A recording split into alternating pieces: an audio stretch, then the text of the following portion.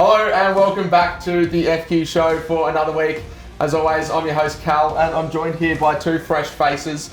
A fresh one here from the FQ team, Jason Maguire, who is our FQ community club development ambassador and one of the FQ Academy coordinators. Jason, welcome to the show. No, thank you. Really looking forward to it, Cal. Really looking forward to it, and especially with what we have on topic. A very technical episode, and I'm looking at the coaching of the lower age groups and some exciting things happening around Queensland. Oh, listen, really exciting episode. We're going to focus on the skill acquisition phase, which is without a doubt the most important phase in young players' development. So we got one of the best in the state, in my opinion. I'm going to make him blush. I'm going to make him blush now. But listen, I just want to say thank you and for allowing us this platform to really showcase people like Dean and the other guys in this environment. That's really key for us. It's been a fun show to sort of be a part of, and to be able to touch on different elements of football around the state has been really cool. So to that end, we'll invite. How do you beat that introduction? we'll say good day here to Dean Gregory, who is the SAP coordinator at Brisbane City. So Dean, welcome to the show. Thanks for having me. No worries. To get underway, we're going to start off with recapping some of the Australia Cup Round 7 games that happened over last week. When you're watching this episode, it'll be after the draw. We'll be releasing this on Thursday, as you can tell. So the live draw for that will be at 7:30 on Wednesday night. And hopefully there are some good draws for our Queensland teams in there. But Dean, we'll get started with a game that you were on the bench for there.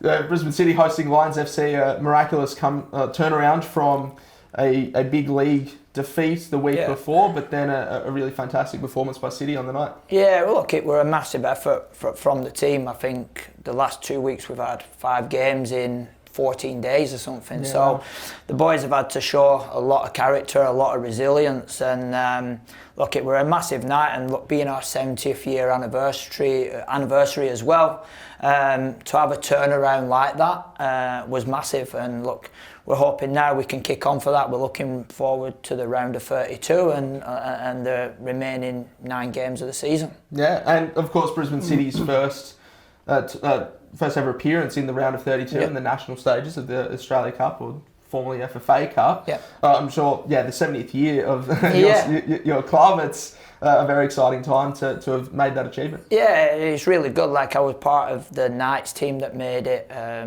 2018, I think it were, that we played Newcastle Jets down at Seabus Stadium. Yeah. So to get that kind of buzz around the club and on that national stage is fantastic not only for the senior players involved, but for the junior players, because it gives them something to strive for in the future. Yeah, absolutely.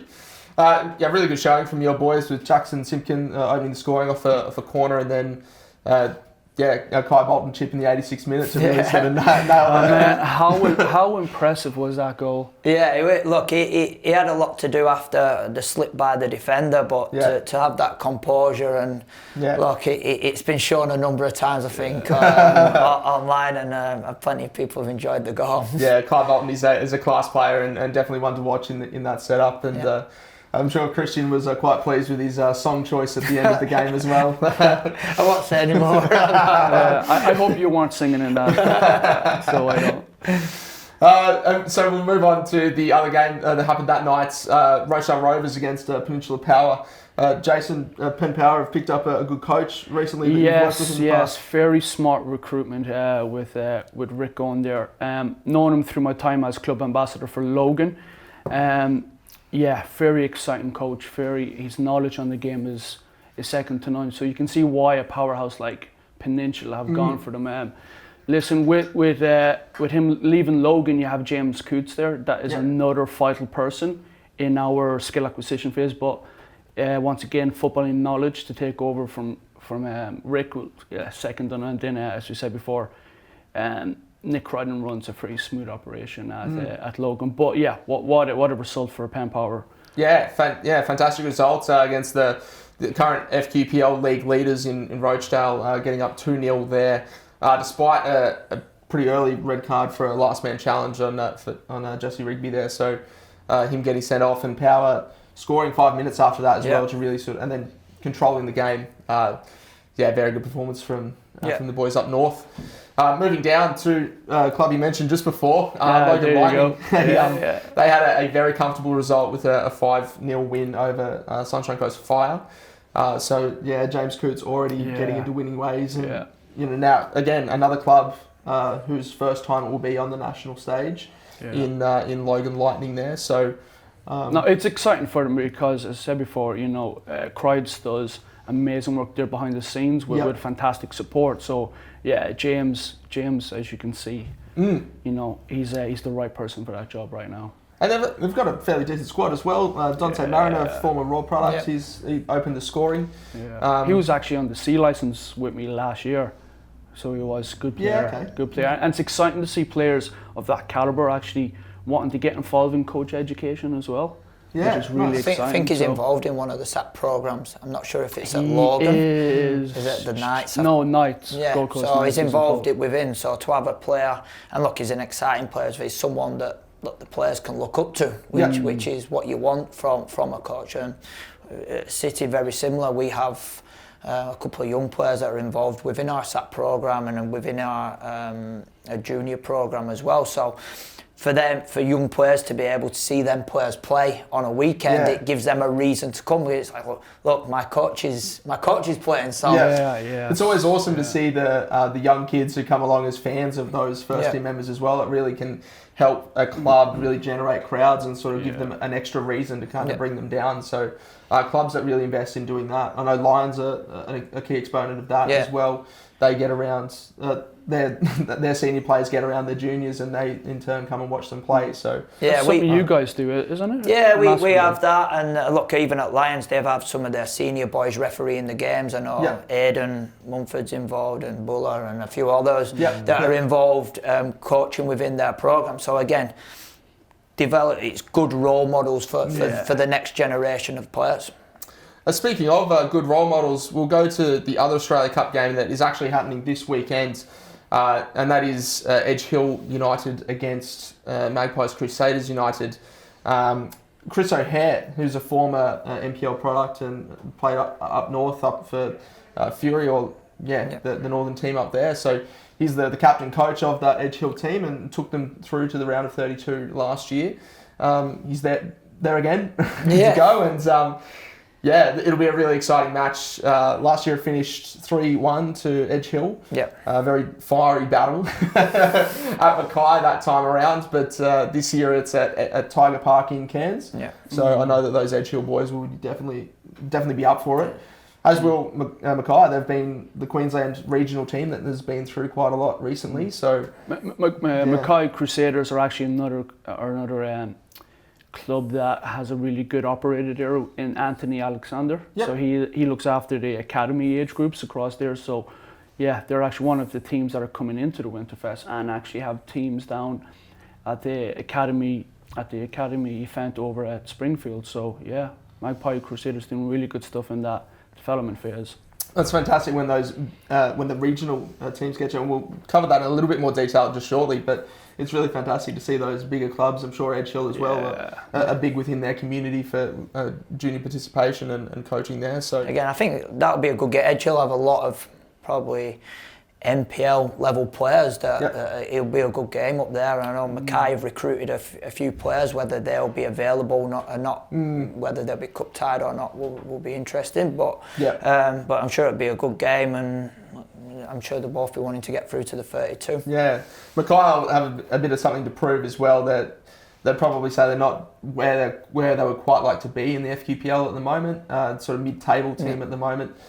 But a chance to get on the national stage really can step up in those big games. Can really sort of prove that they're a good team, and they are. So good luck to both teams there. I'm sure it'll be an absolute belter. Make sure you tune into FQTV to watch that one for the last remaining qualification spot in the round of 32.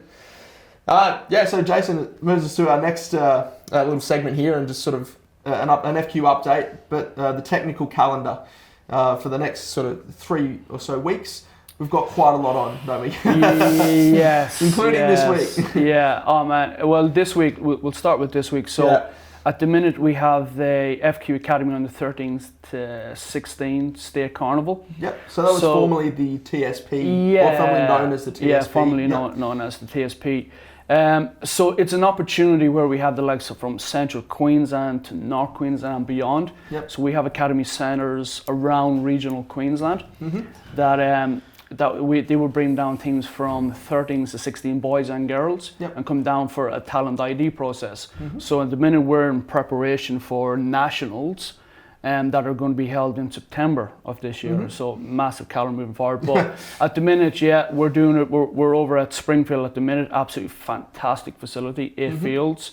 This is only one of our points of contact. We have a number of methods of talent ID through, as I said before, through our regional centres in regional Queensland, then down in southeast Queensland, where we have our training for those age groups, but also there's club ambassadors now that are, that work with the likes of Brisbane City. I got the 2 Gold Coast teams, so in terms of talent ID, we're always in contact. So there's a strong method of communication, should I say, of identifying players in southeast Queensland and across the state. So fantastic week ahead of us of football for the boys and girls in Queensland.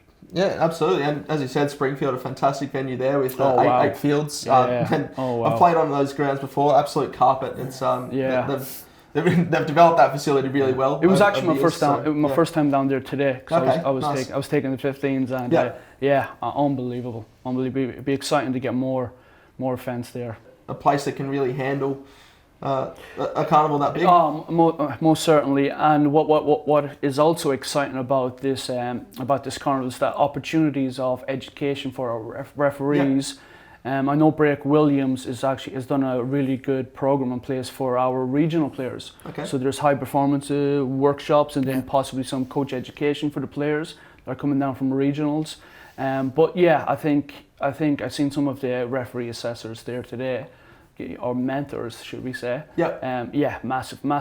Massive opportunity for our young referees coming through, and there was really young referees in there today. It's probably a good opportunity for the referees at an event like that, because having back-to-back games or games where they can get feedback and then go on and perform that, rather than having a game and then a week off and then trying to at least that feedback. They can sort of build on that. So and then get feedback again on that next game. So it's a good opportunity to develop good young referees in a good environment as well.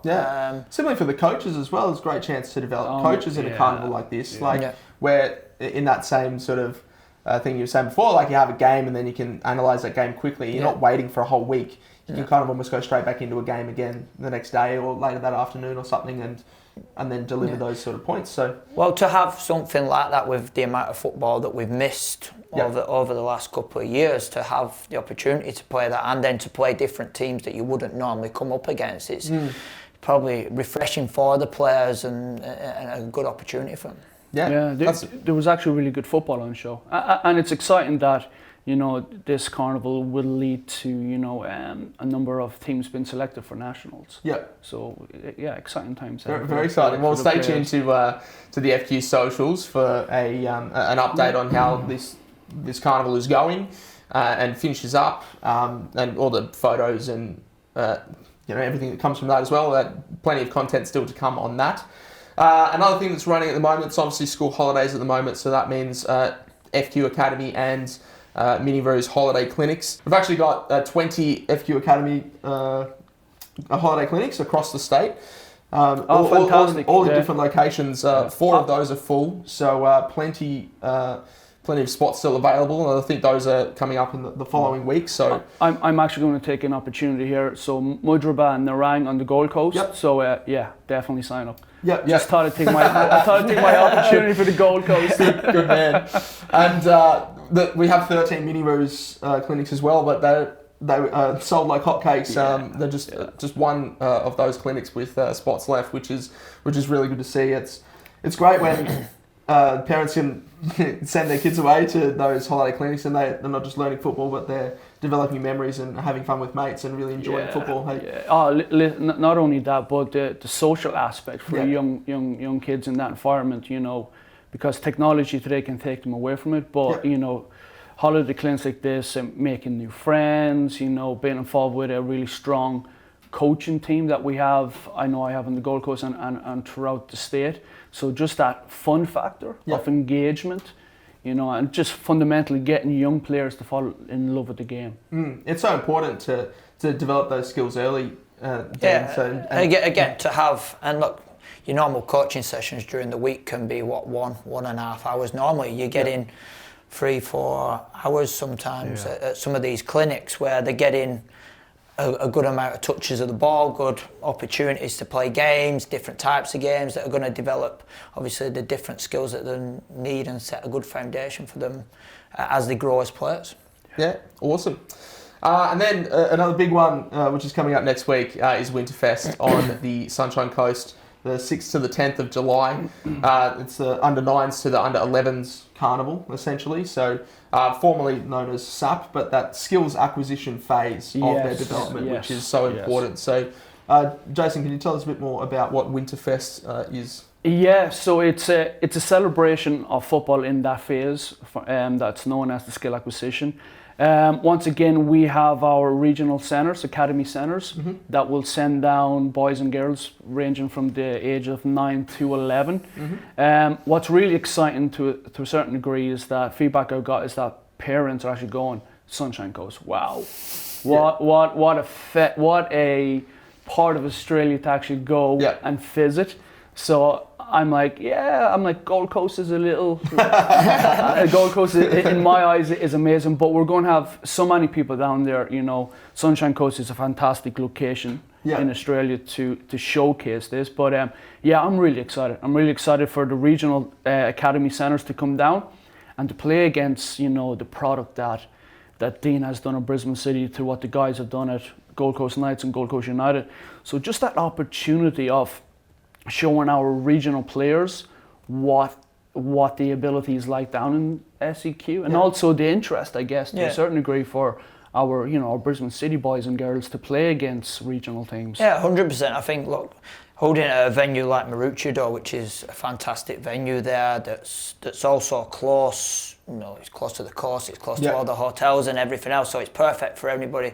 So I think the experience, like you remember growing up as kids, you don't remember your leagues as much, but you remember your trips away, you remember tournaments, you remember the festivals. So it's a great opportunity, and look, the stuff on the pitch is only a part of it. It's the stuff off the field. You go to any of the tournaments down on the Gold Coast, and you can't walk round the corner without bumping into a kid with a different club polo on, or a coach, or a group of parents at the surf club or something like that, and then you look down on the beachfront and the kids are all playing beach football and whatever. So look, it'd be a fantastic experience for the players to go, just as a life experience as well as the football experience they'll get. I was actually lucky enough to catch up with Kai Rolls, Socceroo, player of the match against Peru late last week, and I asked him what his favourite footballing memory was, sort of like growing up as a Palm Beach boy and, you know, coming from the Gold Coast and in that sort of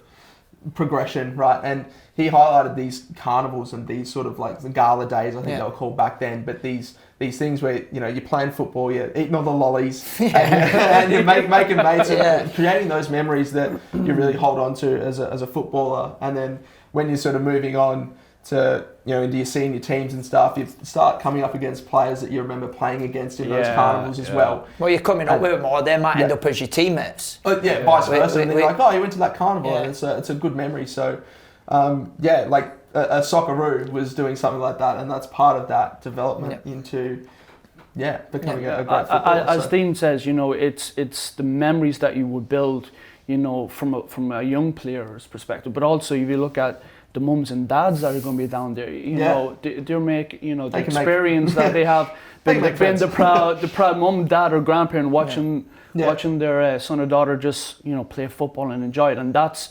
the outcome that we really want to within the Winterfest. Well, that having it at the Sunshine Coast as well is good for parents as well, because with the way that it's been set up, the teams are all playing in sort of blocks of time.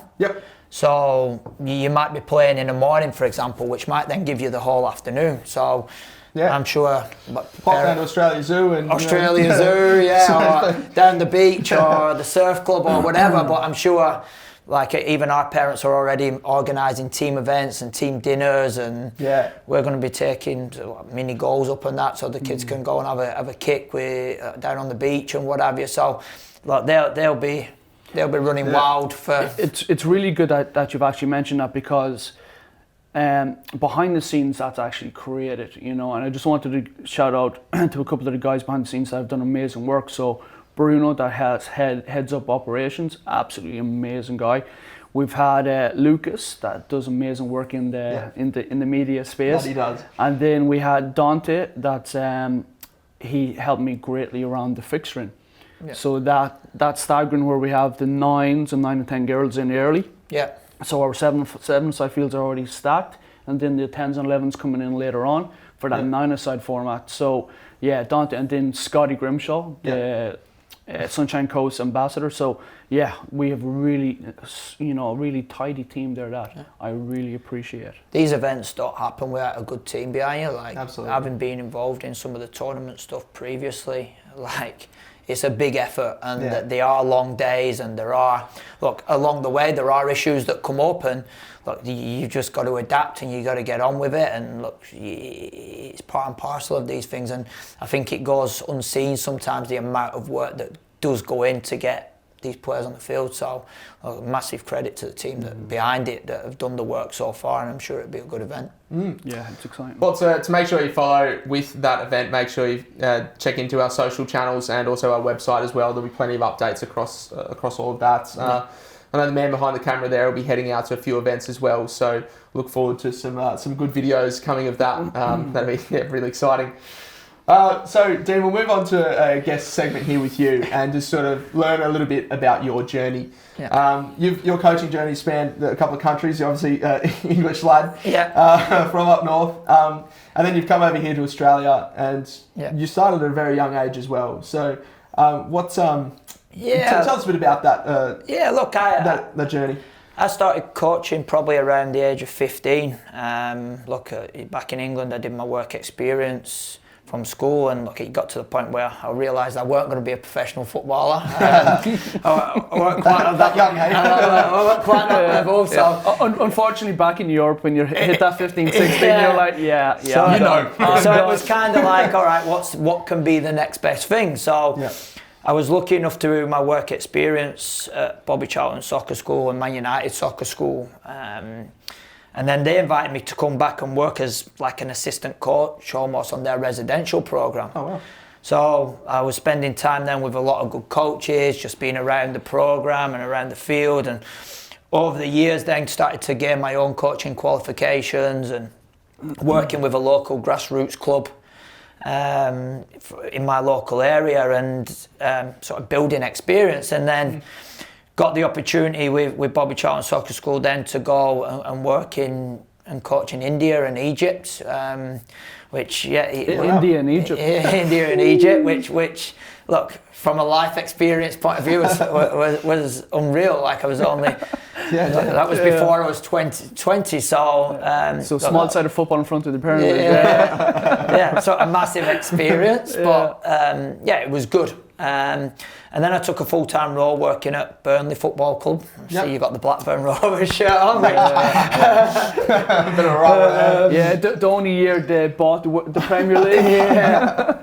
And we're just working within their community programmes, delivering before and after school programmes, lunchtime clubs, holiday clubs, anti-racism projects, healthy lifestyle projects, which then led to working within the School of Excellence, which then later went on to become the Academy, and started off coaching some of the development centres, which is the younger players at the age of 7 and 8 before they start to sign for the club, and then started taking teams with sort of from in that 9 to 12s age group, and then become the technical and skills coach within there as well. So spent time there. I left the community programme and went and worked in a school, and did a couple of years as a sports development officer in a school, which for my own development, learning sort of how to deal with behaviour and different methods of teaching and working with teachers and stuff was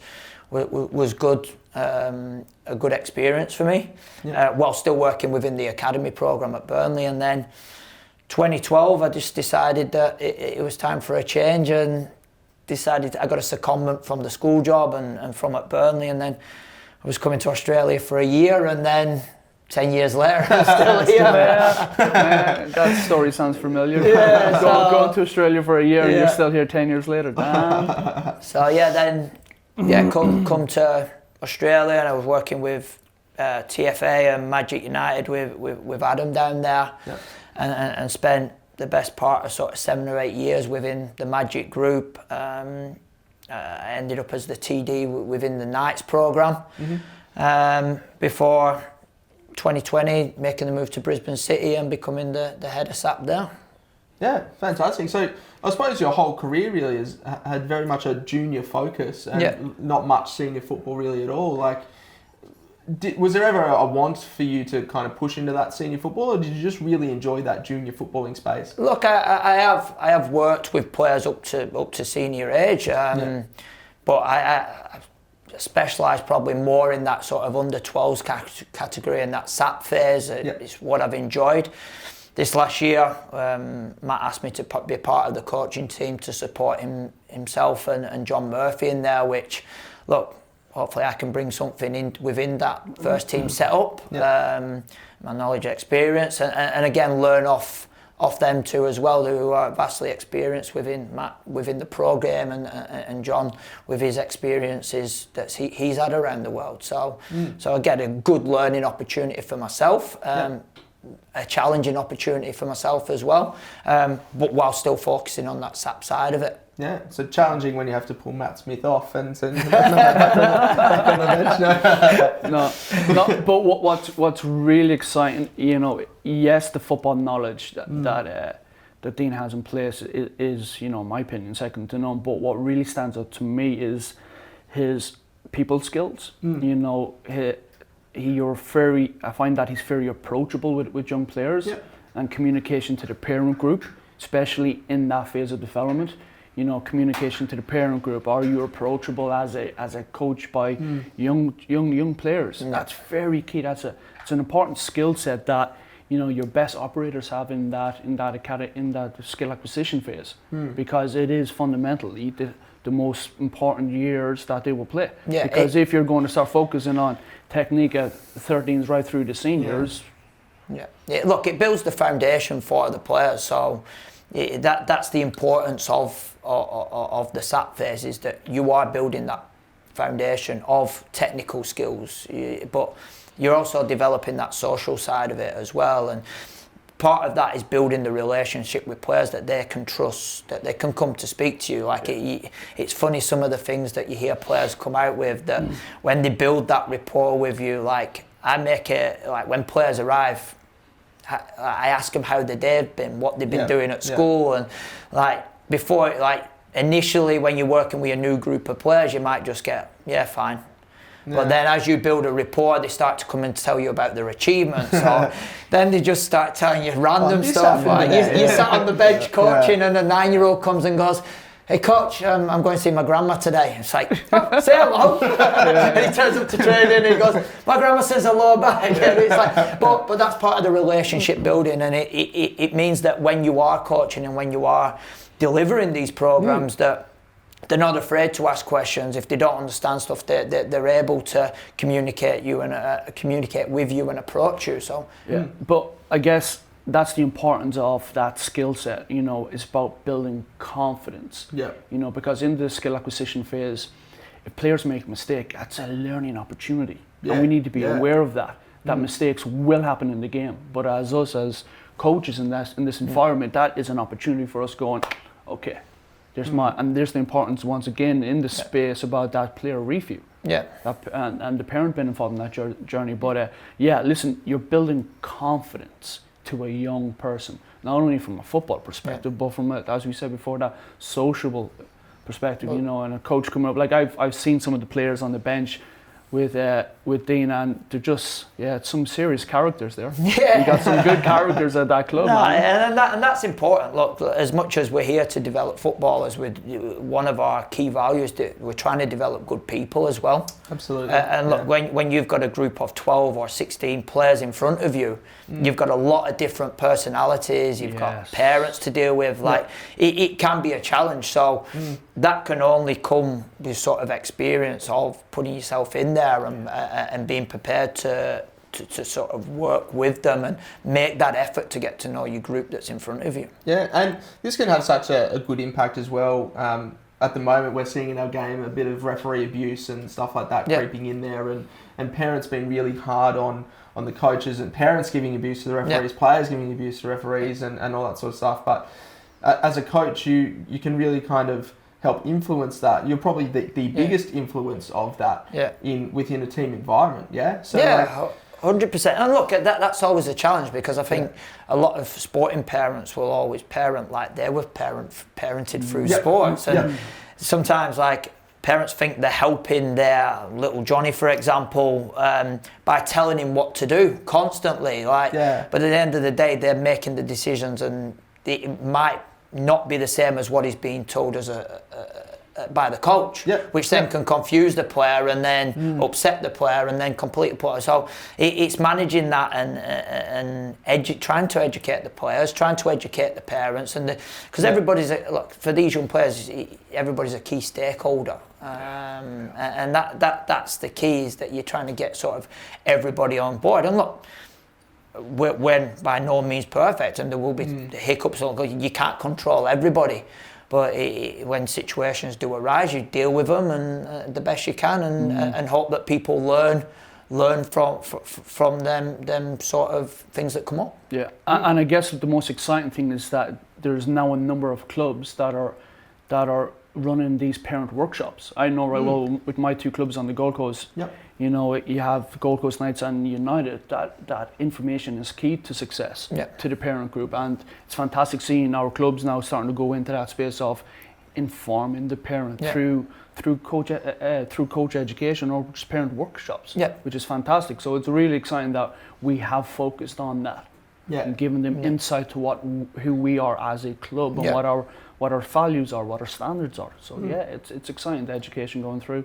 Yeah, so you've been with Brisbane City since 2020, obviously 3 severely impacted years on a season, so very sort of difficult. But how do you feel that the SAP program, or that younger development program has changed at Brisbane City? Well, Brisbane City's had a history of developing young players. They've had some fantastic coaches on that have gone on to, there's some involved in the FQ team at the moment. So when myself and Matt come in, we weren't reinventing the wheel, but we wanted to obviously start to build our program and make sure we got good people in around us. John Murphy soon followed. So we have very much sort of a round table where we're trying to develop the whole club and the whole programme through the values that we sort of uphold. And look, we've got a really good facility in the Newmarket Bowls Club, which the club acquired just before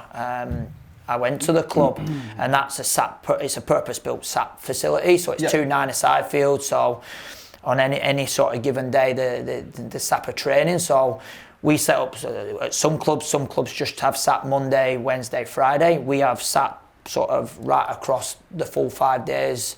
That allows me as a SAP director, if I need to be involved in any one age group, I can be involved in any which age group, and that has its benefits. That number one, I can be around all the players. Number two, I can go and put sessions on if I want to. I can work with the coaches and assess the coaches or give feedback to the coaches as well.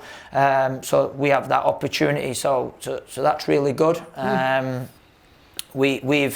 We've put a big focus on our under-8s program as well. So we have 5 or 6 under-8s teams, which obviously then feeds within our program. So we've got boys and girls within there. So we've got some good young female players within that program now that will look to feed into our 9s and 10s. And one with sickness and everything else, 1 or 2 are already getting that opportunity to do that. To awesome. make sure that we get games. And then Yeah, and we have our SAP coaches that are working within that program as well. So it means that they're getting good content and they're getting good detail. That it's almost like a pre-SAP or a pre-academy program ready for the future. So, like most clubs, we train 3 nights a week. We've included a new session this year, which we call the body and ball session, and it's 45 minutes before one of the sessions, and 9s, 10s, and 12 girls are on one night, and then the 11s and 12s, and it's mixed groups. So the girls are integrating with the boys, which on a social side of it's fantastic. Heavy focus sort of on physical development, on the ABCs, the agility, the balance, the coordination, speed, reaction. A real sort of heavy focus on the technical detail. So yes, there are isolated practices in there that get the players lots of touches, lots of repetition to nail down receiving the ball, passing, striking, the 1v1 skills, running with the ball, all the fundamental skills of SAP, but in an isolated with lots of repetition, and then also a heavy focus on 1v1. So again, trying to develop those creative players in different areas, so they'll be receiving the ball in different ways with pressure coming from different areas. It might be one-on-one, it might be 1 versus 2, and different goals or different ways of scoring. It might just be 2v2 free play and away you go, and let the players almost make up the rules sometimes as well. So we have that. We do have once every 2 weeks where we have a free play session, which is, you can call it street football, you can call it. Yeah, we have that.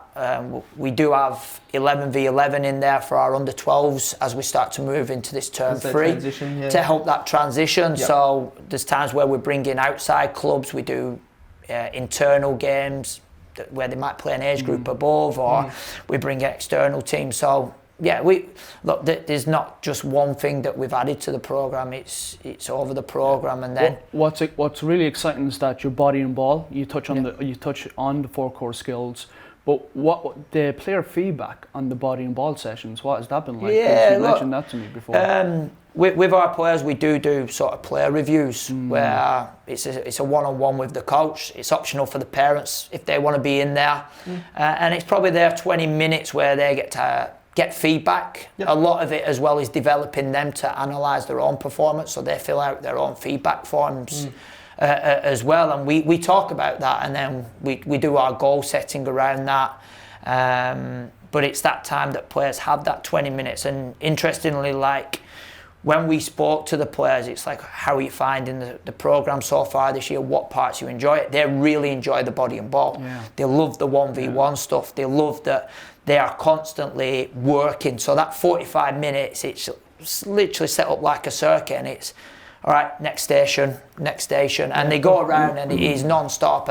And then after that, they've got the 1 hour training. They've got an hour's training session after that, or 1 hour of free play after that. So they really look forward to that. And look, for the parents, it's great because they drop and usually run on that day. They go and do the shopping or whatever. But to have an hour and 45 minutes with the players, you're not rushing. Plenty of touches, Cal. Engagement with the ball.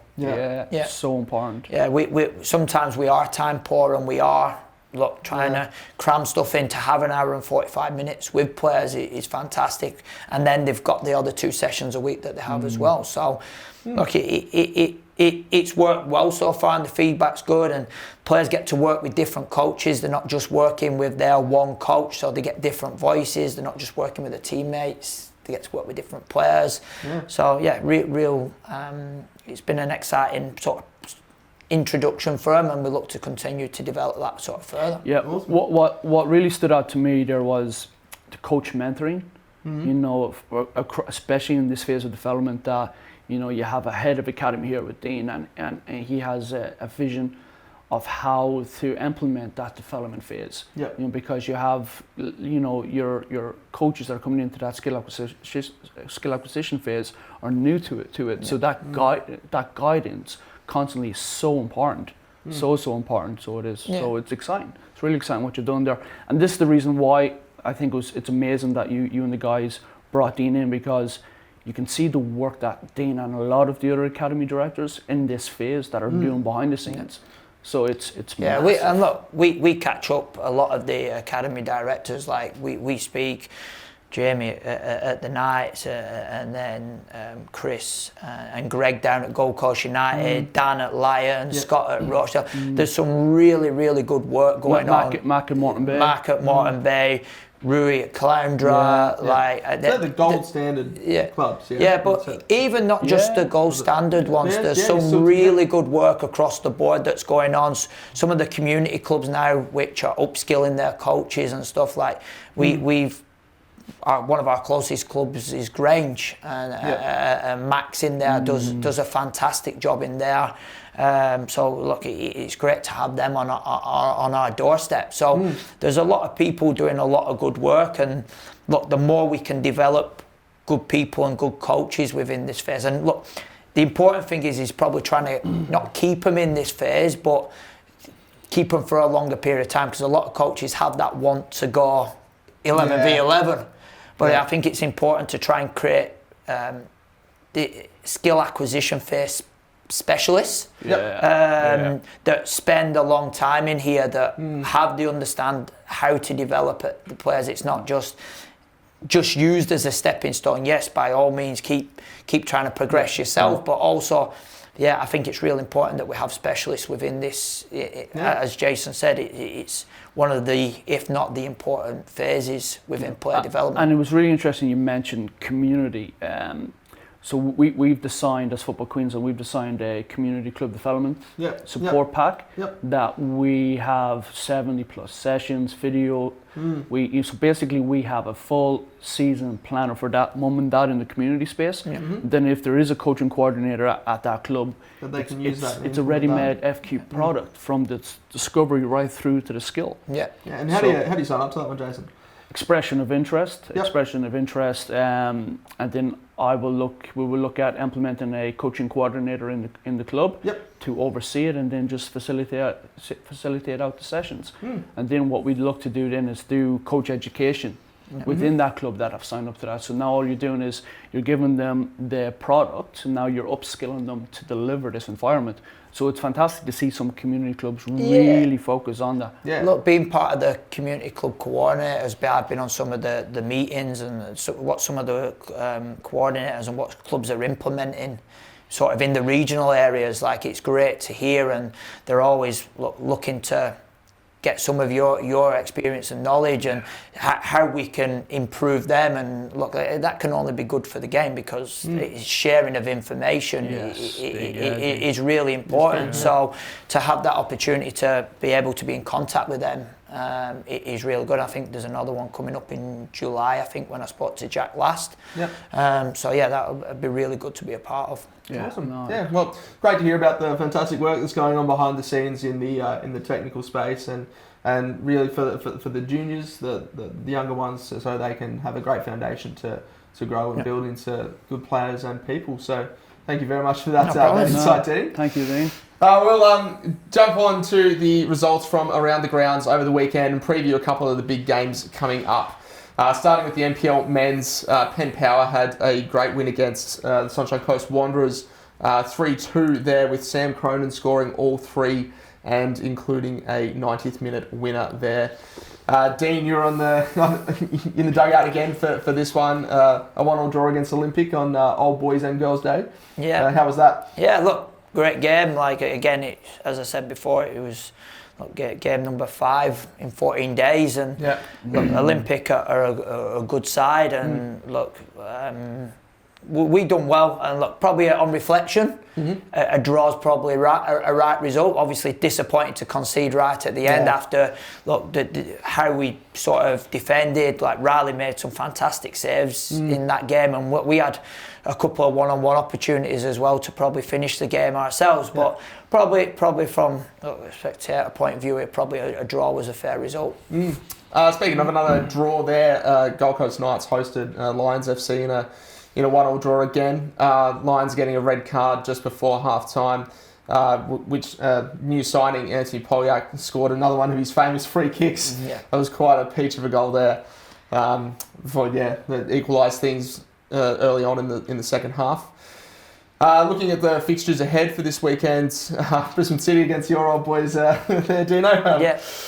And then Olympic against Moreton Bay, another big one for, that put Moreton Bay on a good run, coming off the back of a 6-0 win over Gold Coast United. So look, it's interesting at the moment. Like the league's really tight, and look, you look the week before, United go and beat Olympic 5-1, and then they go and get beat 6-0 Moreton Bay. Like, if team it's so close, and if you're not bringing your best, like, teams are getting punished. And a lot of teams are playing a lot of games in a short amount of time as well, with a lot of the catch-up rounds still catch-up games still coming through. Take injuries and illness and even suspensions and stuff like that. You're not going to use that as an excuse now with Brisbane City Gold Coast Knights, are you? No, not at all. Not at all. But I'm saying, like I say, across the board, like I say, it's that kind of season that it's a tough league this year, and I'm sure coming in now to the second part of the season that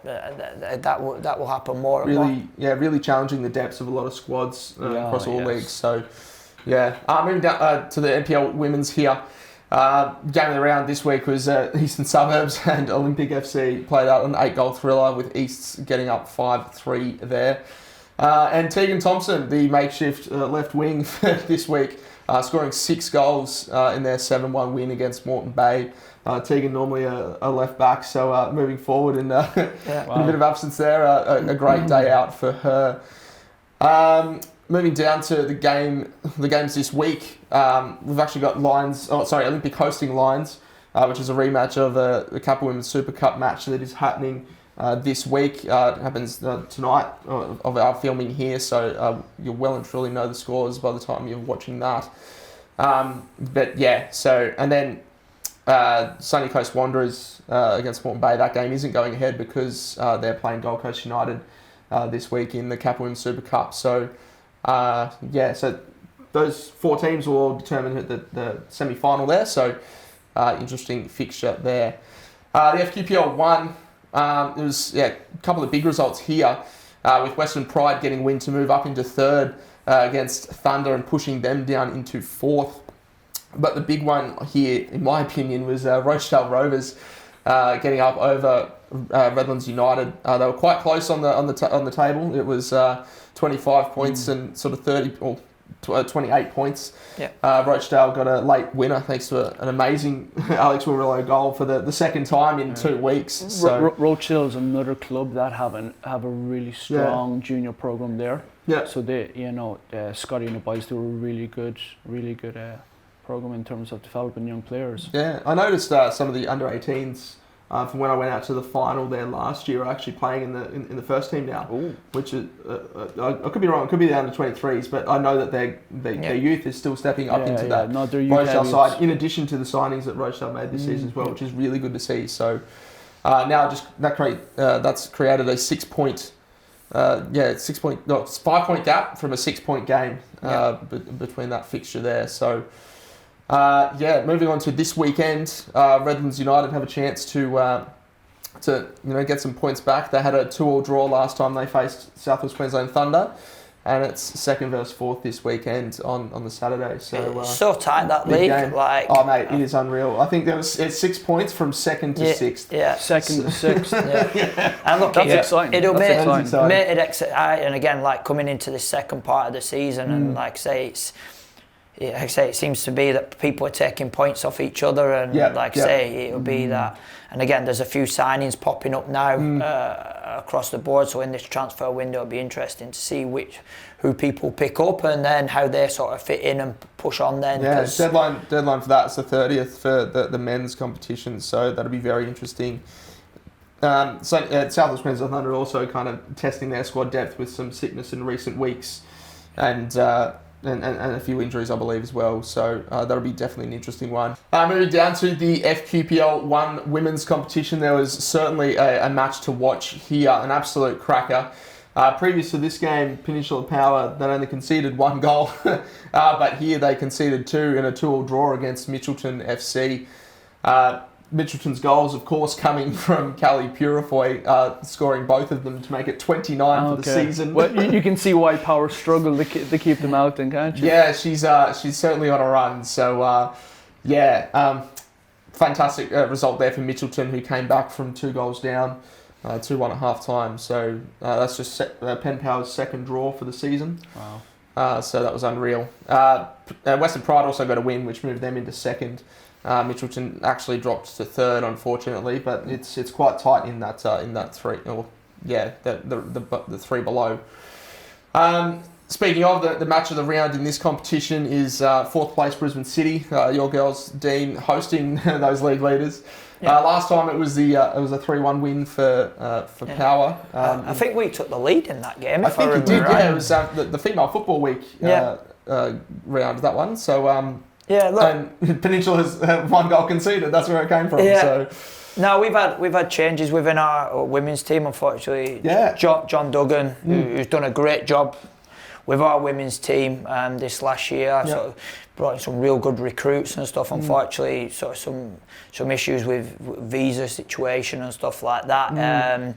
He's had to step down, which I know. Look, the girls were disappointed with, and I know he was disappointed with.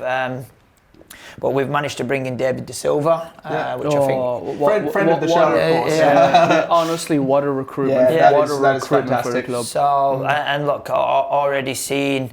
Look, he got a win sort of at weekend 3-0 against Southwest Queensland, which was a real good start. But having seen him around the girls already and seen the sessions he's putting on, like he'll be a real good fit for the girls. And look, it'll be interesting to see how he goes now and hopefully taking steps forward with the team starting with Penn Power. Yeah, speaking of good football brains, like he has one of them. Yeah. And but besides that, like such a nice person. I was just about to say that. Like, not only is he a good coach, great bloke as well, mate. He's a good guy. So good luck to Dave on that journey there, and wish him the best. Move down to the FQPL 2 now. The battle for the 3rd place playoff I find sort of interesting here, with Surfers and Ace sort of running away with the league here. Previously this weekend, Holland Park and Sanford were both on 21 points, but Holland Park got a win against Taringa to move to 24 points, and Sanford and Coomera. I know. As you said off air there, Dean, Coomera scoring lots of goals, 3 goals apiece to both Coomera and Sanford there. So interesting result for Sanford. Probably not what they would have wanted, but they've got a tough ask this week as they come up. So Holland Park have got a game against Wynnum Wolves, and then Sanford. They're up against Surfers Paradise. So 5-3. Is that 2 trips to the golf course in 2 weeks for them? Yeah, rough. That's not ideal with fuel prices the way they are. Kilometres, isn't it? All right.